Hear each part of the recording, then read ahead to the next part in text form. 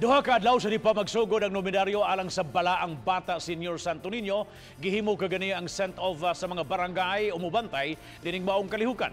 Nagmisa ang kaparian aron ipangaliya ang mga volunteers o giampo ang hapsay nga kalihukan. Si Nico Serino sa report.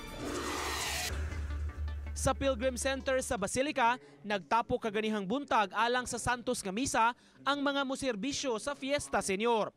Gikan sa kapulisan, inubanan sa ilang mga opisyales o kasundaluhan. Lakip sab sa mitambong ang mga volunteer communicators ug emergency responders. Ingon man mga force multipliers sama sa mga gwardya nga lakip nga moabag sa pagbantay sa seguridad. Ang send-off mass gipangunahan sa simbahan nga gipangaliya alang sa hapsay nga kalihukan sa Fiesta Senior. The Senior Santo Niño call each one of you to participate in the mission for the success of his Fiesta Senior 2019. And I think you are very blessed. Thank you very much for your full support and efforts. Human sa misa, gipang bendisyonan ang mga security forces taliwa sa importante nga tahas nga ilang himuon sa musunod nga mga adlaw.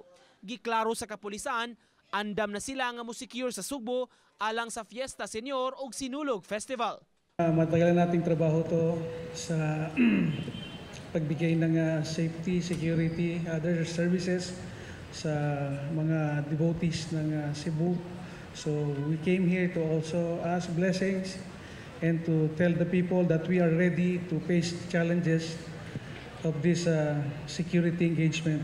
Panawagan sa mga otoridad ngadto sa katawhan, mutuman lang sa mga lagda aron mahapsay ang kinatibuk-an nga kalihukan. Sama sa simbahan, kundi indunay gilatid nga mga entrance ug exit points sa mga buot manimba sa novena masses. Ang entrance sa katawhan adto sa may P. Burgos Street ug Magellan's Cross area. Samtang ang tanan nga exit paingon sa habig sa Osmeña Boulevard. To follow sa mga entrance o exits aron mahapsay ang atong pagsulod ug paggawa sa simbahan. Gidiscourage usab sa pagdalaog nga alahas, mga mahalon nga mga butang ug dagko nga mga bag.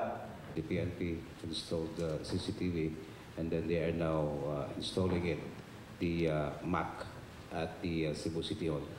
In regards to Cebu City government CCTV, we are now still working on some CCTVs who are malfunctioned.